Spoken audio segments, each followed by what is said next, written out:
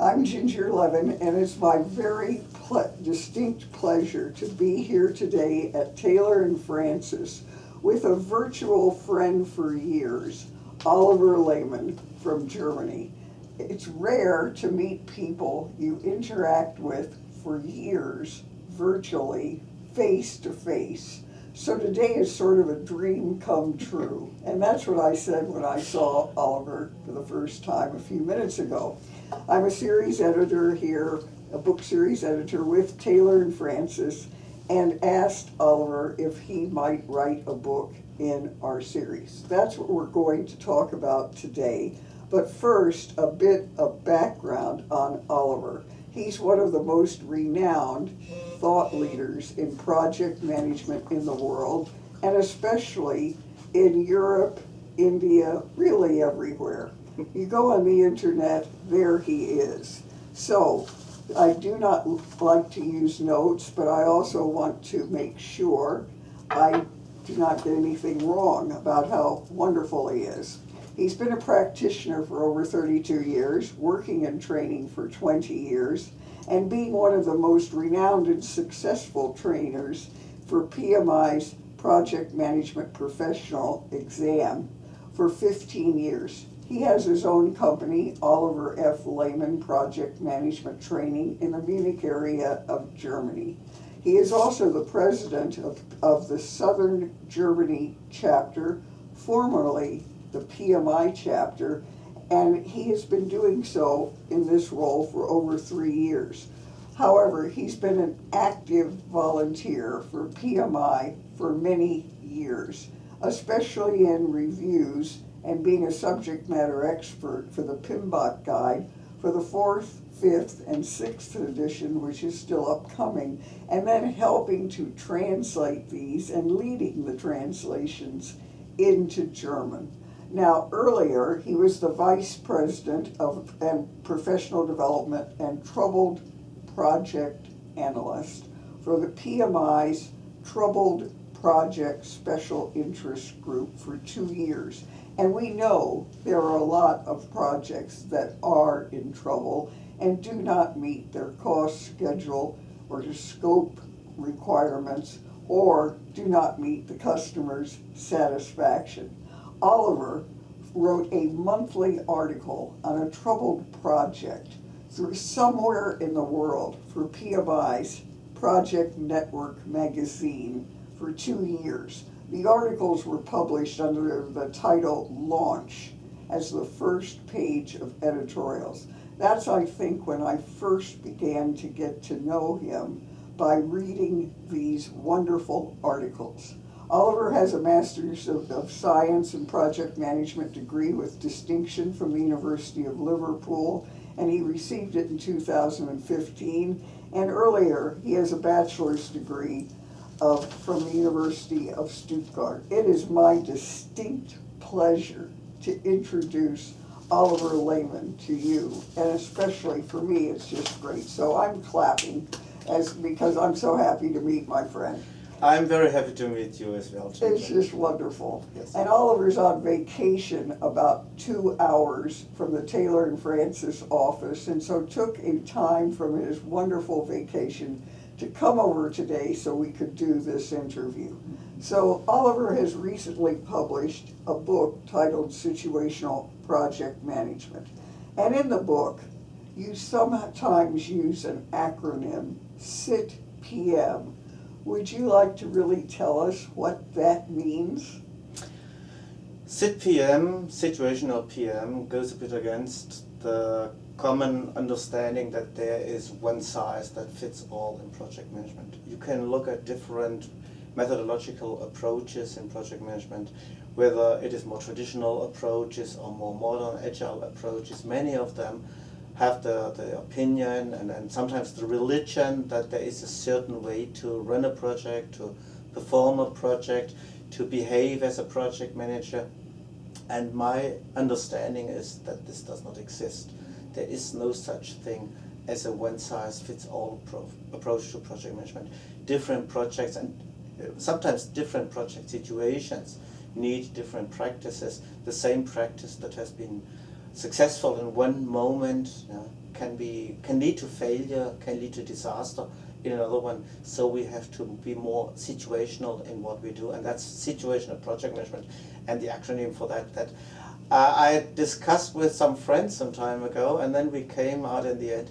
A good acronym would be SITPM, to make it short, to make it more useful in day-by-day life. It's all written for practitioners, not for scientists. So we need something that you can just take and use. I really personally enjoyed reading it tremendously, and he also uses a lot of distinctions from sports psychology, and we would discuss this along the way as he was writing the book. And one thing he did was he separated open skill from closed skill disciplines. And maybe you could expand a bit about this and how it relates to project management.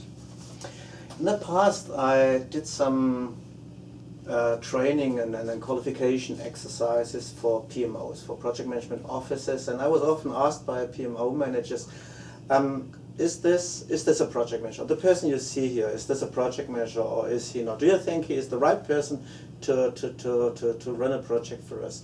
And this is very much a closed skill question. It's the question, does this person have the right skills to run a project?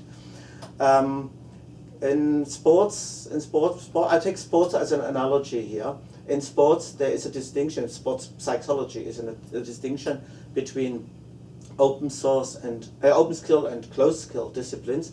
Open skill disciplines are those where you have to take care of changing environments, you have to take care of your opponents, of the umpires, and of many other things that can change around you.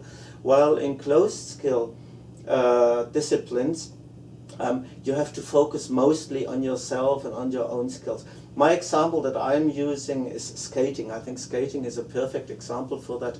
A closed skill example would be figure skating. The figure skater has to focus just on the own person, on the own performance. Preparation is done a lot with mental training and these things, just to make sure you do the right thing, and you do it all for yourself. And while a figure skater is performing, the person is almost blind for the environment. The blinder the person is, the better the person will probably perform. There should not be any distraction from the own program.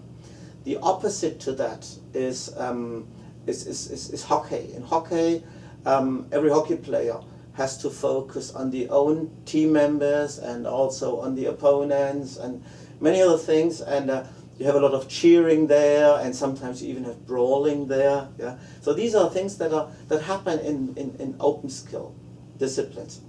There's something in between, and that's speed skating, where you have, as a speed skater, first of all to focus on your own performance and on your own speed, but you have to take care on the opponent as well. Normally it's done with two skaters, and one skater has to take care of the other skater.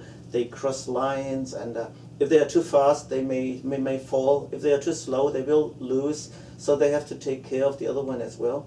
And the question is, where does project management stand? And I often ask my students in my classes, where do you think, where is our position in that? And they all agree, it is open skill. We are very much an open skill. We have to look at the situations that are ever changing. And we have to change our approaches and adapt our approaches and our behaviors and how we lead people to the specific situations. And they can change sometimes from one day to the next. Yeah. That's why project management to me really is challenging and fun, because you never really know what is going to happen on the next day. Yes. Something could happen that we never have expected, and then we have to be ready to seize the moment. Yes. And work as a team to do so. Now, the foreword is written by a well-known person in the field, Dr. Robert Wysocki, and I'm curious to know, and maybe why Dr. Wysocki was selected. Actually, we have been in contact for many years, and at one point, and I never met him personally, just as you before. At one point in time, I just made a note that I'm going to write this book, and that it is about situational project management. and he immediately said he would be so happy to write the foreword for that because he finds the topic interesting, and he has a similar understanding to that. So I thought it's the best person I could find for that, and I think it's a very, very good, very professional contact. There was another reason. I'm very much PMI oriented. Yeah.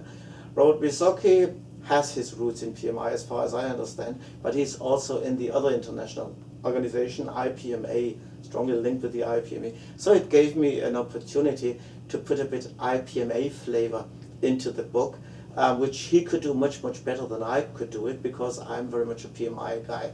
Yeah, so it's building bridges a bit. Yeah. I think that's great because, like you, I am more into PMI than into IPMA, so he does build this bridge. Yes. And he is well known with his own books. Yes. That we both have and enjoy having. I at least enjoy having the one Yes. I have him. Now, another thing that was very interesting in the book was you presented a typology of projects, Yes. and then you linked them to the various project management approaches and achieving styles.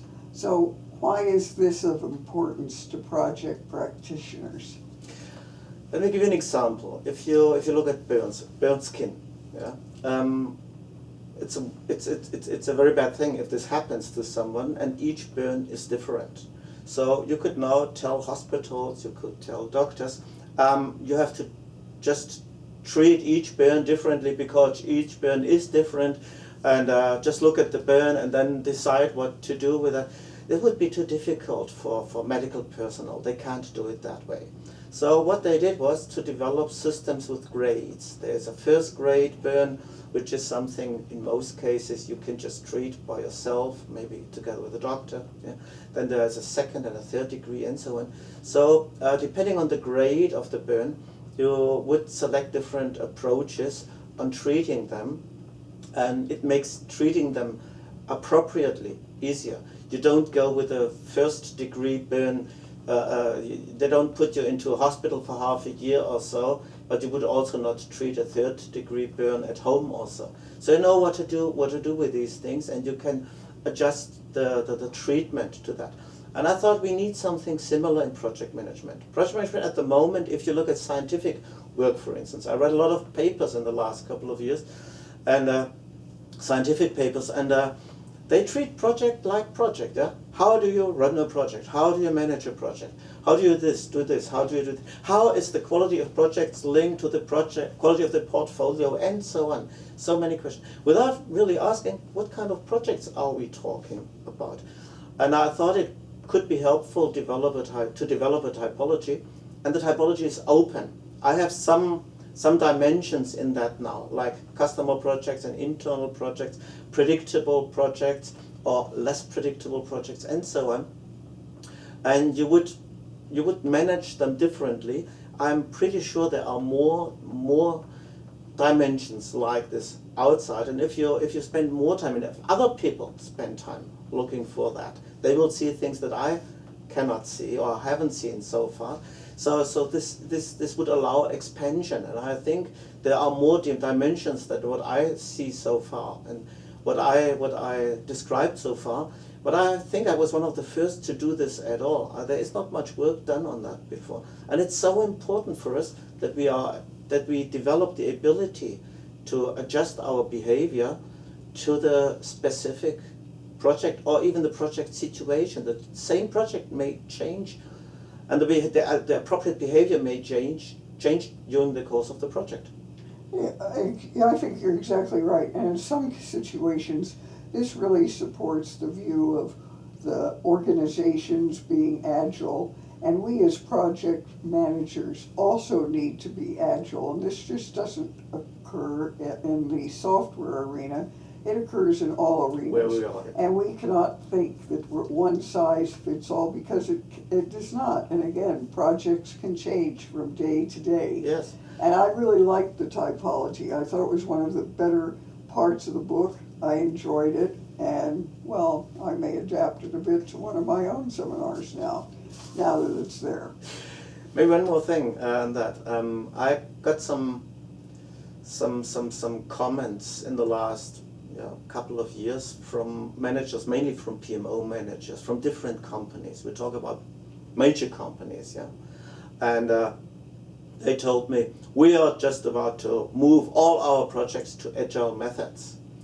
I did some research on that some years ago, and the result of the research, those people who responded to the research told me this is a good approach for about 1/3 of the projects. So the decision they make is an appropriate decision for 1/3 of their project, roughly. So this means for 2/3 of their projects, it may be a poor approach. Yeah? Absolutely. I totally agree. It's appropriate in some situations, and it's not really appropriate in others. Yes. And organizations tend to think, well, this is the fad of the day, Yes. and let's do it for all projects. No, we have to think of each project and go back to the PMI definition. They're temporary and unique undertakings, and since they're unique undertakings, we do need different approaches to handle each one. Precisely. You also discussed in the book game theory, and why do you consider this to be relevant in project management? We run most of our projects in situations where there is a shortage of resources. As soon as you have a shortage of resources, people will change their behaviors. By the way, plants do, animals do. You find this wherever you go. People will change their behaviors to a more competitive behavior, which can be very detrimental to project management. You have team members who focus more on their particular interests than on the interests of the project. If you have a project with a supply network, you may have different suppliers. Each of them has particular interests, and they may have more interest in performing for their own interest than in performing those things that help the project. Yeah? So I think it's very important that people understand game theory, because it gives the understanding of such situations. It gives it a fundament, and this fundament is scientifically proven. It's not something that Oliver Lehmann just took out of the air. It has been scientifically proven for more than 70 years now. So it's a very old understanding, and the better you understand that, the better you will be able to adjust your behavior in your project. It is very interesting in the book, and I had recently served as an examiner for a doctoral candidate who wrote about the game of Go and how it applied to project management. Yeah. So then when I read this, I was thinking, I wish I'd read this chapter before I had read his doctoral thesis. Oh well. You bring also examples of troubled projects, and it seems to be an area of focus that you've had for some years. Would it not be preferable to communicate successes instead of failures? There are books on the market that focus on successes already. So this is, I think, well described, and this field is well described. Failures, I think, are more interesting. And before we can become successful, the first thing we need to do is to ensure that we do not fail. It's the fundament. Yeah? I'm more describing the fundament here than the building. So I think it's very important that we describe this, and it's easier to learn from failures. If you go back your memories of your life, what were the lessons that you took most in your life? Not just for project management, but for your behaviors, for everything. And it were the things when we failed, when we were not successful. We learned something out of that. Another reason is failure is something mostly objective. It has to do with cost, it has to do with time, it has to do with deliverables that we have to give to internal requesters or to customers. Or it's all something objective. Success is very, very subjective. Yeah? You're right, there's not a universal definition of success. And when you were just talking, I was thinking about my own life, because you said go back to your own life, and you do remember your failures. You also remember your successes. a big failure to me was when my father always said, if you want to come home, do not bring home a C. That was lovely. I had a loving mother. That was, and my father was motivating me all Yeah. the way. So Yeah. when I got my first C, I learned a lot. Yes. Absolutely, Yes. all the way. Get a tutor. That's what I learned. You also make a distinction in the book between Mark I projects and Mark N projects. Would you tell us about these and how they differ and what specific risks they have? I took the terms from mainly British engineering. I grew up in my professional life with British engineering. And in British engineering, there is a very old counting system. If you have an engine which is Mark I, then it's the first of its kind. It's the first generation of this engine. Then you create a second generation, a third generation, and so on. And the British love to call this then Mark II, Mark III, and so on.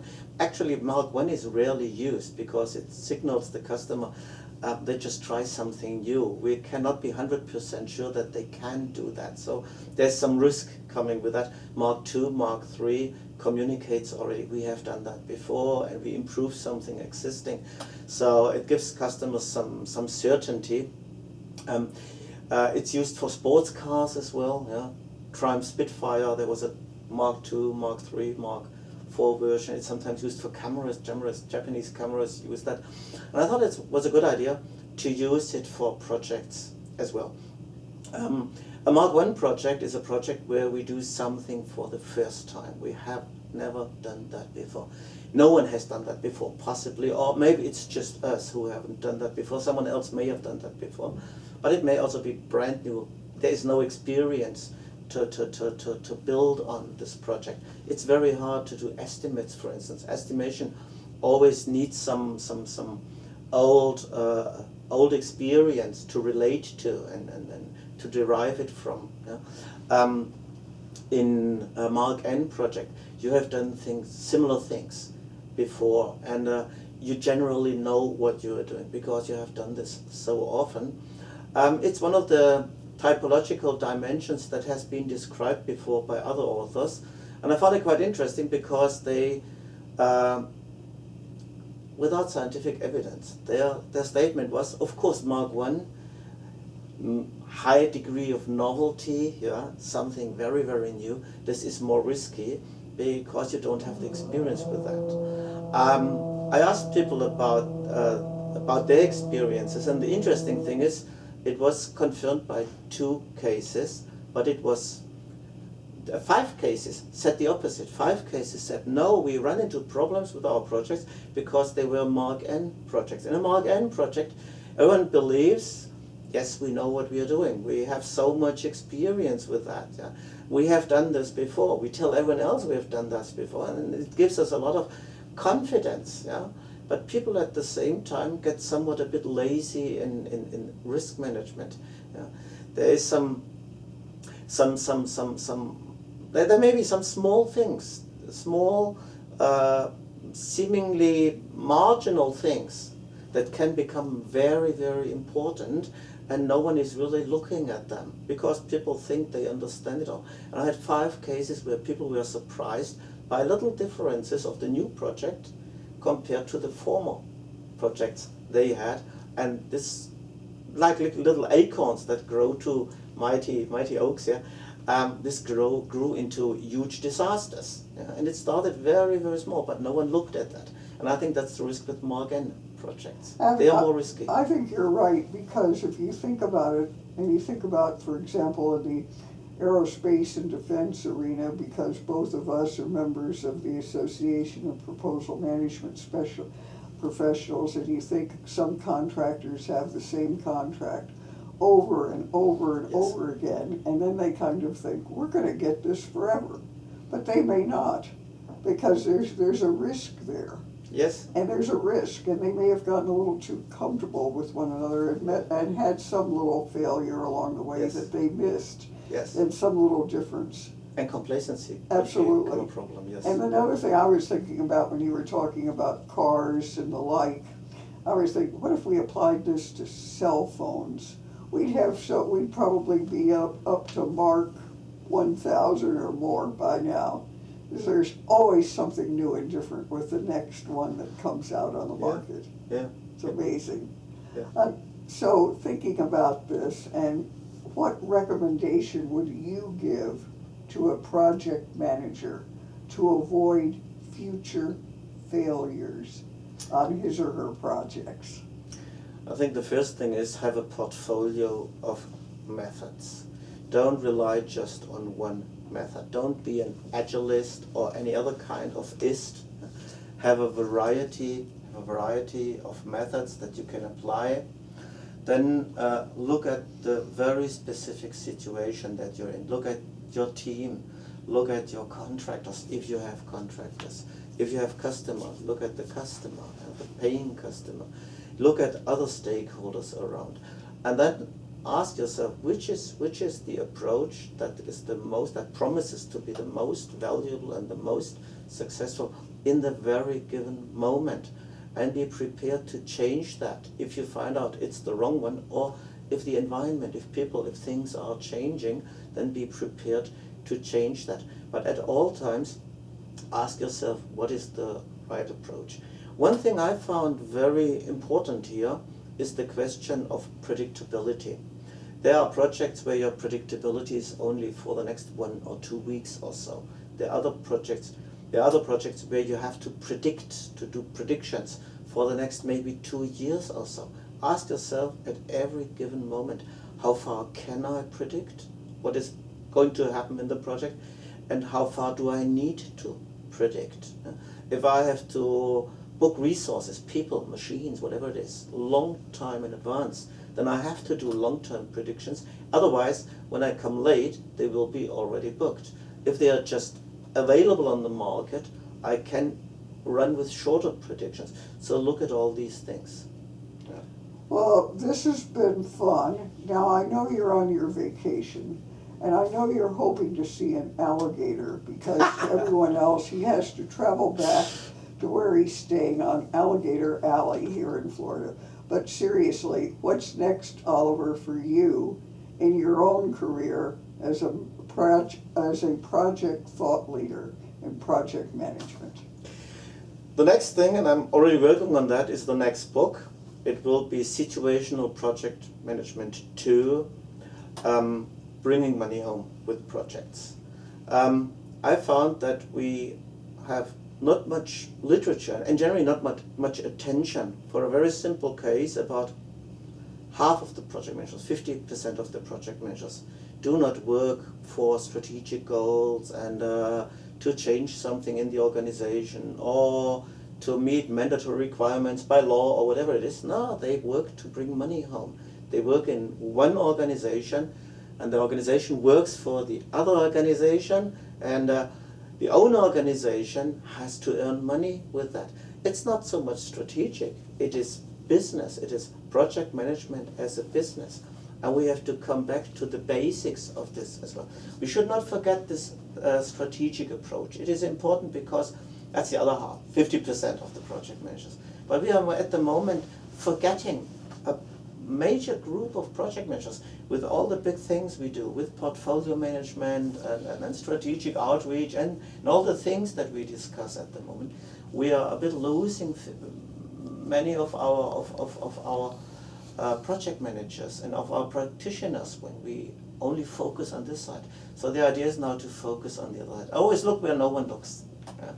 Well, I'm going to look forward to reading it. It's terrific. You have taken time from your vacation to come over here. I know you missed the Autobahn, but you survived. And it was really great. And I also want to take this opportunity to thank the rest of the team at Taylor and Francis who brought this book together. John Weislich, our senior editor and acquisition editor, Rich O'Hanley, our publisher, Randy Burling, and last but not least, Michelle Rivera-Spahn, our marketing manager who has made this day a special one for us. Thanks to all.